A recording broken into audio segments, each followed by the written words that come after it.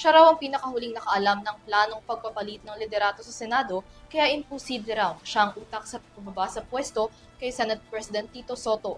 Yan ang iginiit ni Presidential Sister at Senator Amy Marcos. Umaasa raw ang senadora na maglalabas ng pahayag ang minorya para linisin ang kanyang pangalan hinggil sa kudeta sa Senado. Tungayan ng detalye sa report na ito.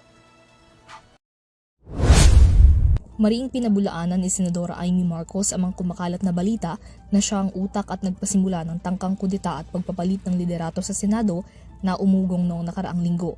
Matatandaan na isiniwalat ni Senate President Tito Soto na mayroong pagtatangka na mapababa siya sa pwesto, ngunit hindi aniya ito naging matagumpay. Paliwanag ni Soto, hindi umano nakakalap ng sapat na boto para magkaroon ng balasahan at nananatili pa ring matatag ang mayorya at ang liderato ng Senado. Kung siya raw ang tatanungin, dalawa raw ang maaaring naging mitya ng planong kudeta sa Senado. Una na ang Senate Blue Ribbon Committee report kaugnay ng flood control scandal kung saan 3 senador mula sa minority bloc ang inirekomenda ng komite na makasuhan dahil sa pagkakasangkot sa anomalya.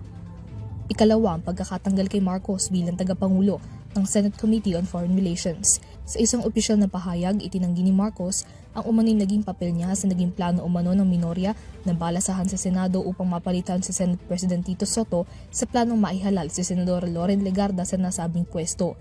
Giit ni Marcos, lahat ng miyembro ng minorya ang siyang magpapatunay na huli na niyang nalaman ang plano at huli na rin sumapi dito.